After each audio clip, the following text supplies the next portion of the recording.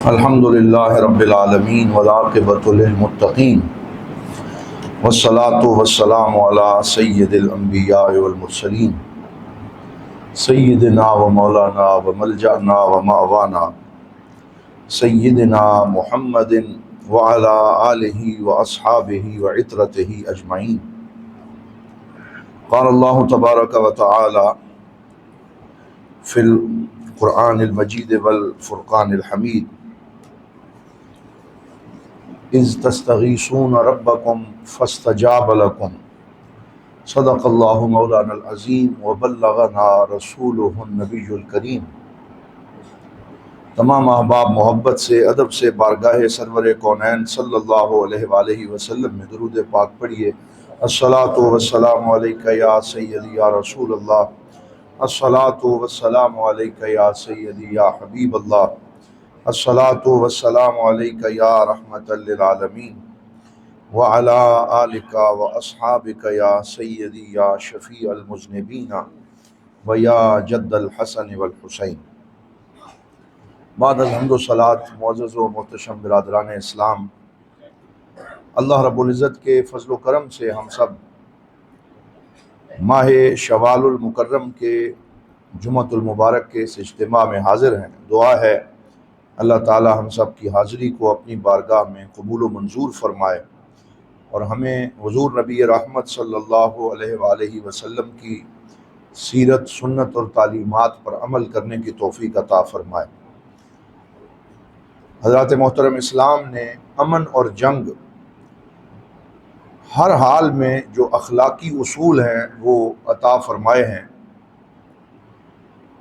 اور اپنے ماننے والوں کو کچھ قوانین اور ضوابط کا پابند کیا ہے، اور یہی اسلام کی عظمت ہے کہ اسلام نے امن کے ساتھ ساتھ جنگ میں بھی اخلاقی اصولوں کو پیش نظر رکھا ہے۔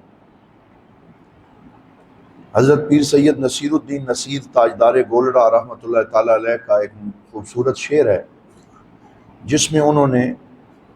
اسلام کے انہی جنگی اصولوں کی طرف اشارہ کیا، اور کربلا کا واقعہ بیان کرتے ہوئے حضرت بیمار زین العابدین کو جب بیڑیاں پہنائی گئیں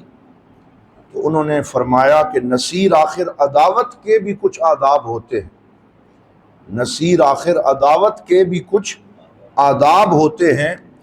کسی بیمار کو زنجیر پہنائی نہیں جاتی۔ تو اسی طرح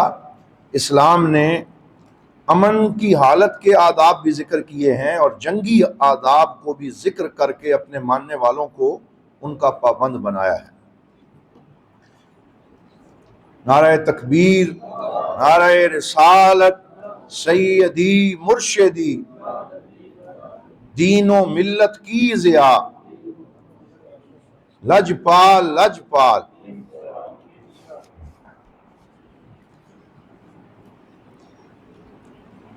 حضرات محترم، تو میں یہ عرض کر رہا تھا کہ اسلام نے امن کے اخلاقی اصول بھی بیان فرمائے اور جنگوں کے اخلاقی اصول جو ہیں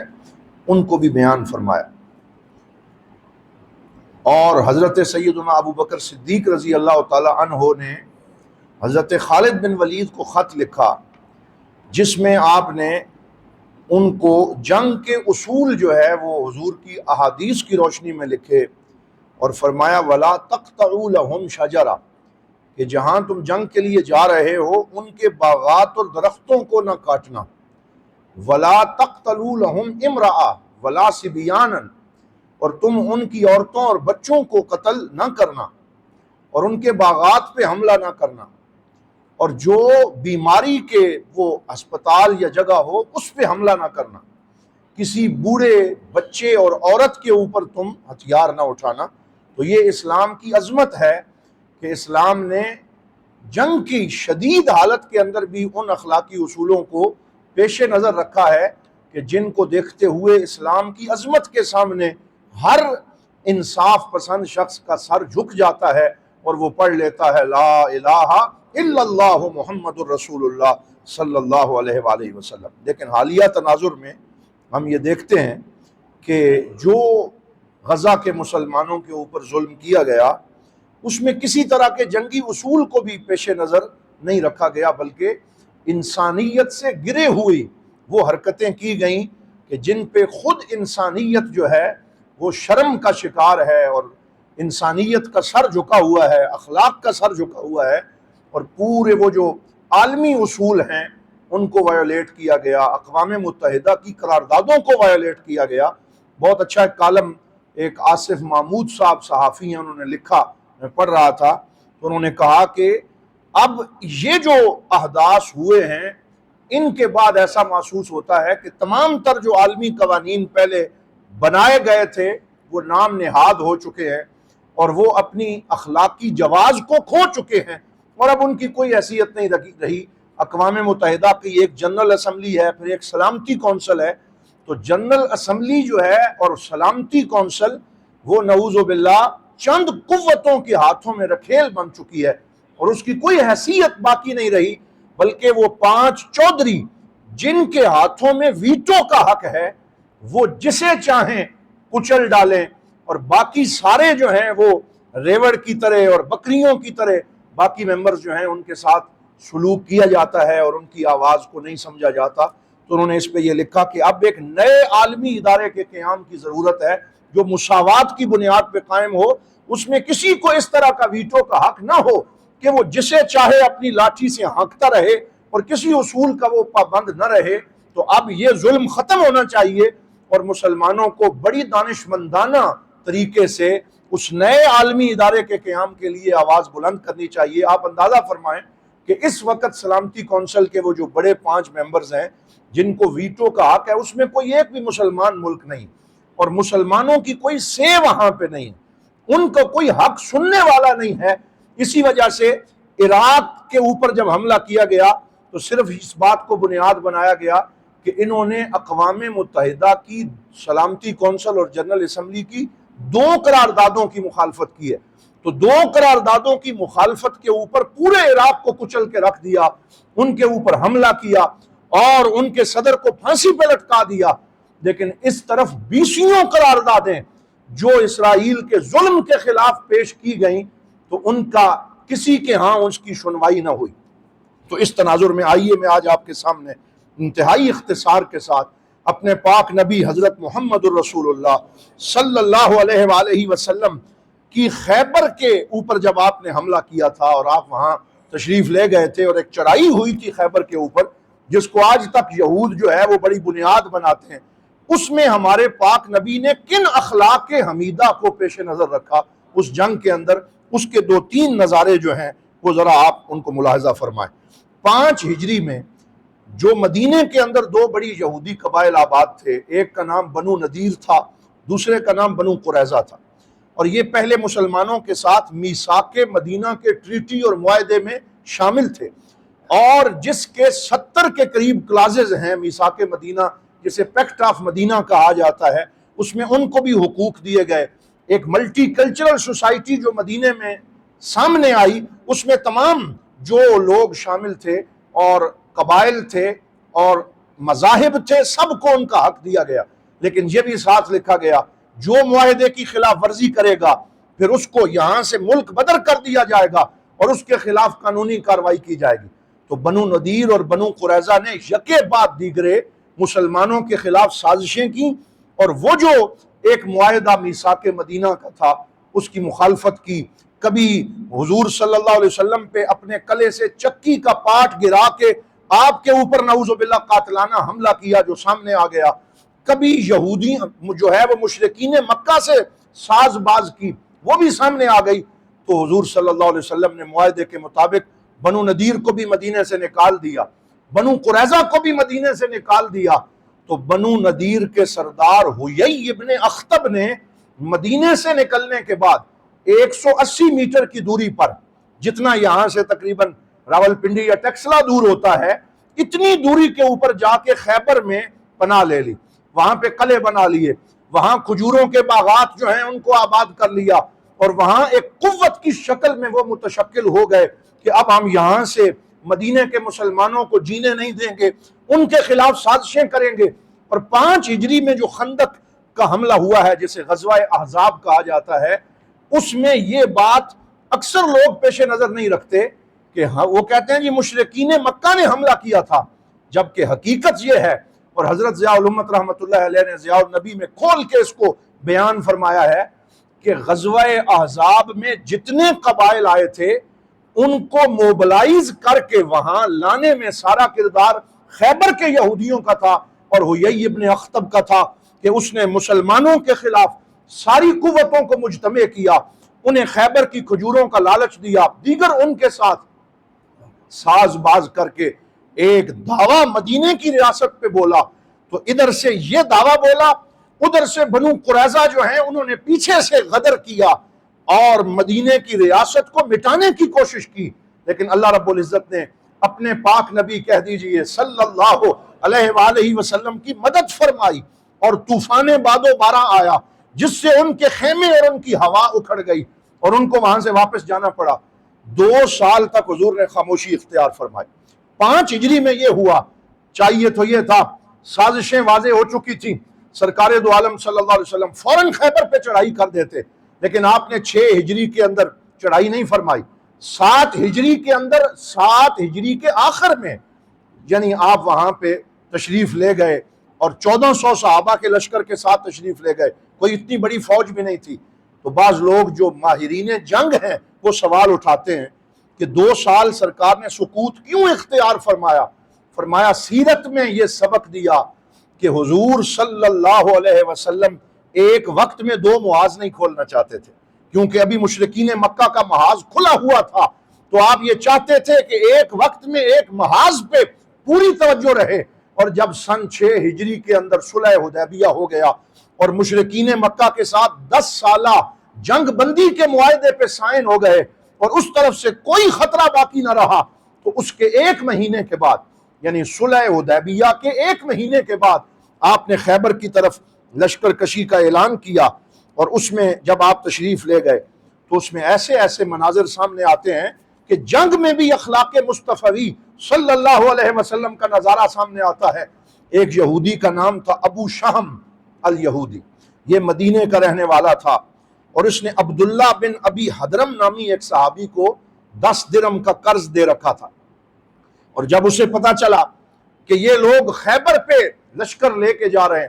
تو اس نے ابو حدرم جو صحابی تھے انہیں کہا کہ میں تمہیں نہیں جانے دوں گا، کیونکہ تو نے میرا قرض دینا ہے، اس لیے اس جنگ میں میں تجھے نہیں جانے دوں گا تاکہ کوئی تھوڑی سی فوجی قوت کم ہو جائے۔ تو آپ نے کہا ابھی 2 مہینے اس قرض کو چکانے میں باقی ہیں، میں واپس آ کے دے لوں گا۔ کہنے لگا وہاں پہ 7 قلعے ہیں اور 10,000 یہودی اسلحے سے لیس تمہارے استقبال کے لیے کھڑے ہیں، تمہارا تو زندہ آنا ممکن ہی نہیں ہے، اس لیے ابھی میرا قرض واپس کرو ورنہ تم ادھر ہی رہو، میں تمہیں نہیں جانے دوں گا۔ آپ نے جا کے حضور صلی اللہ علیہ وسلم سے عرض کیا یہ مجھے آپ کے ساتھ اس غزوے میں جانے نہیں دیتا، تو حضور صلی اللہ علیہ وسلم نے فرمایا کہ پہلے اس کے ساتھ معاملات کو طے کرو، پھر اس کے بعد میرے ساتھ آؤ، کیونکہ میں کسی معاہدے کو توڑنے نہیں آیا، چاہے چھوٹے سے قرض کا معاملہ بھی ہو، پہلے اس کو طے کرو۔ تو وہ گیا، انہوں نے جا کے اپنے 2 لباس ان کے پاس موجود تھے، ایک لباس زیب تن کیا، ایک لباس 3 درہم کا بیچا، اپنی دستار اور کچھ کپڑے بیچے اور وہ قرض اس کو لوٹایا، اور وہ غزوہ خیبر میں شریک ہوئے۔ اور سیرت کی کتابوں میں لکھا ہے کہ جب فتح کے بعد واپس آئے تو مال غنیمت میں 2 غلام جو ان کو ملے تھے وہ اسی ابو شام یہودی کے رشتہ دار تھے، تو اسے وہ خریدنے پڑ گئے، تو وہ خریدنے کے لیے 1000 درہم اسی غلام کو دینا پڑا، اسی صحابی کو دینا پڑا جس سے وہ پہلے 10 درہم کا جھگڑا کر رہا تھا، اور اللہ تعالیٰ نے اس کو یہ عزت عطا فرمائی۔ پھر جب آپ وہاں تشریف لے گئے تو اس قلعے کو فتح کرنے کے لیے 14 دن محاصرہ فرمایا، وہ فتح نہیں ہو رہا، اور ہر طرح کی کوشش کے باوجود ساری کوششیں رائے گاں جا رہی ہیں۔ حضرت ابو بکر صدیق کو ایک دن لشکر کا امیر بنایا، ایک دن حضرت فاروق اعظم کو امیر بنایا، شام کو واپس آتے عرض کرتے یا رسول اللہ یہ قلعہ فتح نہیں ہو رہا، بڑا سخت ہے، بڑا مشکل ہے۔ تو حضور نے فرمایا کل میں جھنڈا اسے دوں گا جو اللہ سے محبت کرتا ہے، اللہ اس سے محبت کرتا ہے، اور ایک خاص خوشخبری عطا فرمائی۔ اور صحابہ فرماتے ہیں کہ ساری رات ہم کروٹیں بدلتے رہے کہ اللہ کی محبت کی سند اور یہ جھنڈا کسے ملے گا؟ اور وہ مشہور ہے کہ حضور نے فرمایا کہ علی ابن ابی طالب کہاں ہیں، انہیں بلایا جائے، اور پھر ان کو خیمے سے لایا گیا، ان کی آنکھوں میں آشوب چشم تھا، حضور نے اپنا لعاب دہن لگایا اور ان کو فرمایا خذ الرایا، اے علی یہ جھنڈا پکڑو، اذهب الى خیبر ولا تلتفت، جاؤ خیبر کی طرف اور دائیں بائیں مڑ کے نہیں دیکھنا، اور اس قلعے کو اور یہودیوں کے اس علاقے کو فتح کر کے واپس آنا ہے۔ سیفتح اللہ علی یدیک، اللہ تعالیٰ تیرے ہاتھوں پہ مسلمانوں کو فتح عطا فرمائے۔ حضرت علی جب جانے لگے تو مفسرین نے لکھا کہ ولا تلتفت کا ذکر قرآن میں کئی مقامات پہ آیا ہے۔ مثلا ایک جگہ فرمایا ولا یلتفت منکم احد وامضوا حیث تؤمرون، کہ تم میں سے کوئی دائیں بائیں مڑ کے نہ دیکھے، بلکہ اللہ رب العزت نے جو تمہیں حکم دیا ہے اس کی جانب آگے بڑھتے رہو۔ تو اس میں سبق یہ تھا کہ ماضی کے باتوں کو یاد نہ کرو، بلکہ مستقبل میں آگے بڑھنے کی کوشش کرو، پیش قدمی کرو، آپس میں اتحاد پیدا کرو۔ اس کا یہ معنی نہیں تھا کہ تم نے واقعی دائیں بائیں نہیں دیکھنا، کیونکہ انسان جاتے ہوئے ارد گرد دیکھتا ہے، دیکھنے سے منع نہیں فرمایا تھا بلکہ آگے بڑھنے کا حکم دیا تھا۔ لیکن حضرت علی جب خیمے سے نکلنے لگے تو آپ کو پھر کوئی بات یاد آئی کہ میں نے اپنے نبی سے پوچھنا ہے، مشن کی وضاحت لینی ہے۔ تو آپ بجائے اس کے کہ مڑ کے واپس آتے، آپ نے جھنڈا پکڑا اور الٹے پاؤں حضور کی طرف واپس آئے کہ میرے نبی نے فرمایا ہے دائیں بائیں نہیں دیکھنا۔ الٹے پاؤں واپس آئے اور کہا یا رسول اللہ میں پوچھنا چاہتا ہوں الا ای شیء اقاتلہم، میں کس چیز پہ ان سے جنگ کروں؟ تو حضور صلی اللہ علیہ وسلم نے فرمایا کہ یا علی ادعوہم الی اللہ، ان کو اللہ کی طرف بلاؤ، دین کی طرف بلاؤ۔ لَأَن يَهْدِيَ اللَّهُ بِكَ رَجُلًا وَاحِدًا خَيْرٌ لَكَ مِنْ حُمْرِ النَّعِمِ، اگر ایک بندہ بھی تیرے ہاتھ پہ ہدایت پا گیا اور دین کی طرف آ گیا تو فرمایا یہ دنیا و ما فیہا کے خزانوں سے تیرے لیے بہتر ہوگا۔ تو حضرت مولا علی شیر خدا کرم اللہ وجہ الکریم گئے اور آپ نے وہاں جا کے جس انداز سے حملہ کیا کہ ایک ہی ضرب خیبر کے اس دروازے پہ لگائی اور اللہ رب العزت نے اس قلعے کی فتح مسلمانوں کو عطا فرمائی۔ اور ایک جگہ میں نے پڑھا کہ جو ہی آپ نے ضرب لگائی تو وہاں سے ایک آدمی دیکھ رہا تھا، اس نے پوچھا کہ تمہارا نام کیا ہے؟ تو انہوں نے فرمایا میرا نام علی ہے، اور ایک رجز پڑھا انا الذی سمتنی امی حیدرہ، میں وہ ہوں جس کی ماں نے ان کا نام حیدر رکھا ہے۔ فرمایا وہ کہنے لگا ہماری کتابوں میں لکھا ہے کہ خیبر جو فتح کرے گا اس کا نام علی ابن ابی طالب ہو، اور مسلمانوں کو اللہ رب العزت نے وہ فتح عطا فرمائی۔ اور اس میں اور بھی بہت سارے واقعات ہیں، لیکن اس موقع کی نزاکت کو پیش نظر رکھتے ہوئے آپ ذرا ان احصائیات اور شماریات کی طرف آئیں کہ خیبر کا معرکہ 28 دنوں تک جاری رہا، 7 قلعے فتح کیے گئے، 10,000 یہودیوں کے اوپر غلبہ پایا گیا، لیکن اس کے باوجود کتنی کیجولٹیز ہوئیں، کتنے لوگ موت کی نیند سلائے گئے۔ تو آپ حیران ہوں گے کہ 28 دن کے معرکے میں مسلمانوں کی 16 شہادتیں ہوئیں، اور 7 قلعے فتح کرنے میں یہودیوں کے 16 لوگ ہی مارے گئے۔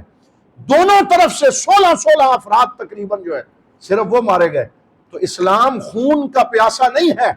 اسلام تباہی نہیں چاہتا، اسلام لوگوں کے حقوق کا خیال رکھتا ہے، اسلام اصلاح فی الارض کو چاہتا ہے، اسلام لوگوں کی گردنوں کے مینار بنانے کو نعوذ باللہ اس کی خواہش نہیں کرتا۔ تو اسلام نے تو اخلاقی اصول عطا فرمائے اور اپنے ماننے والوں کو زمین میں اصلاح کا درس دیا۔ یہ کیسے ظالم لوگ ہیں کہ جن کو نہ بچے نظر آتے ہیں، نہ بوڑھے نظر آتے ہیں، نہ خواتین کے حقوق نظر آتے ہیں، اور جس طرح کا ظلم یہ کر رہے ہیں وہ ہر طرح کی اخلاقی حدود کو پامال کرتے ہوئے اس وقت شیطانی قوتوں کا اعلی کار بنے ہوئے ہیں۔ تو اللہ تعالی ہمیں اخلاقیات اسلام کو پیش نظر رکھ کے آگے بڑھنے کی توفیق عطا فرمائے، مسلمانوں کو آپس میں اتحاد اور اتفاق عطا فرمائے، اور سیرت النبی صلی اللہ علیہ وآلہ وسلم پہ عمل کرنے کا جذبہ عطا فرمائے۔ یہاں پر آخری بات جو میں عرض کروں گا وہ یہ ہے کہ جب پہلا قلعہ فتح ہو گیا اور خیبر کے دوسرے قلعے کی باری آئی تو وہاں ایک شخص جس کا نام عبد الاسود تھا، کالے رنگ کا حبشی غلام تھا، رہتا یہودیوں میں تھا، ریوڑ چرا رہا تھا، تو اس نے یہودیوں کو آپس میں گفتگو کرتے ہوئے سنا، ایک دوسرے سے پوچھ رہا تھا کہ کیا محمد مسلمانوں کے جو نبی ہیں وہ واقعی اللہ کے سچے نبی ہیں؟ دوسرا اسے کہنے لگا ہاں، ہماری کتابوں میں بھی لکھا ہے یعرفونہ کما یعرفون ابناءہم، کہ وہ اللہ کے سچے نبی ہیں۔ کہا پھر مانتے کیوں نہیں ہو؟ ہم اس لیے نہیں مانتے کیونکہ وہ بنو اسحاق میں نہیں آئے، وہ بنو اسرائیل میں آئے، بنو اسماعیل میں آئے، اس وجہ سے ہم ان کو تسلیم نہیں کرتے۔ یہ حق درمی ہے، یہ اپنی منمانی ہے، یہ حق کو تسلیم نہ کرنا ہے۔ تو وہ چرواہا یہ باتیں سن رہا تھا اور اندر ہی اندر اس کو حق معلوم ہو گیا، تو اس نے خیبر کے قلعے سے ریوڑ چرانے کے بہانے نکلا اور اس سارے ریوڑ کو لے کے رسول اکرم صلی اللہ علیہ وسلم کی بارگاہ میں حاضر ہو گیا اور عرض کرنے لگا انی رجل اسود قبیح الوجہ نتن الرائحہ لا مال لی، کہ میں کالے رنگ کا غلام ہوں، میرے جسم کے اندر سے بدبو آتی ہے، میرے پاس کوئی مال نہیں ہے، کوئی رشتہ دار نہیں ہے، اگر میں کلمہ پڑھ لوں تو میرے ساتھ کیا سلوک کیا جائے گا؟ تو حضور صلی اللہ علیہ وسلم نے فرمایا یبید اللہ وجہک، اللہ تعالیٰ اس کلمے کی برکت سے تیرے چہرے کو روشن فرما دے گا۔ اور پھر حضور نے فرمایا وَيُطِيبُ الرِّيحَكَ، اور اللہ تعالیٰ تجھے اچھی خوشبو عطا فرمائے گا، وَيُسْعِدُكَ، تجھے دنیا اور آخرت کی سعادت مندی بخشے گا، وَيُعْطِيكَ مَالًا كَثِيرًا، اور اللہ تعالیٰ تجھے کثیر مال بھی عطا فرمائے گا۔ تو اس نے عرض کیا کہ یا رسول اللہ یہ یہودیوں کا ریوڑ میں ساتھ لے آیا ہوں، اس کا کیا حکم ہے؟ فرمایا اس کا ان قلعے کی طرف اس کا رخ کرو، پیچھے سے کنکریاں مارو، یہ تمہارا ریوڑ یہودیوں کی امانت ان کے پاس پہنچ جائے گی، تم یہیں میرے ساتھ رہو۔ تو وہ مسلمانوں کی فوج میں شامل ہوا اور پھر اس نے طریقہ بتایا۔ ابو الاسود کہنے لگا کہ اس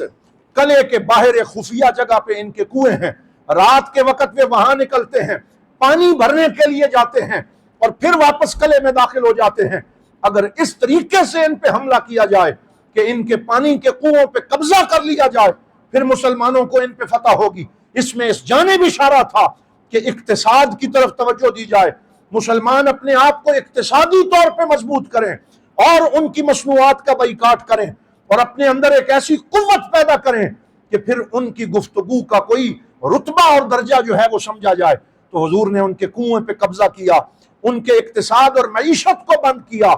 تو چند ہی دنوں میں باقی سارے قلعے فتح ہو گئے اور اللہ رب العزت نے اسلام کو عظیم شان اور برکت عطا فرمائی۔ اس کے بعد پھر اسلام کا اخلاق دیکھیں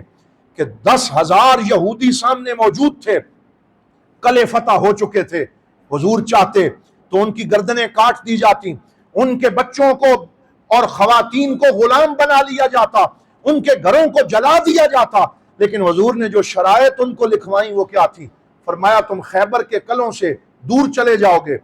ایک بندہ جتنا سامان اپنے ساتھ لے جا سکتا ہے وہ میں تمہیں لے جانے کی اجازت دیتا ہوں، تمہارے کسی بچے اور عورت پہ ظلم نہیں کیا جائے گا۔ اور اس طریقے سے سرکار دو عالم صلی اللہ علیہ وسلم نے اس وقت بھی ان پہ ظلم نہیں فرمایا۔ ایک طرف اسلام کا کردار ہے، دوسری طرف ان ظالموں کا کردار ہے۔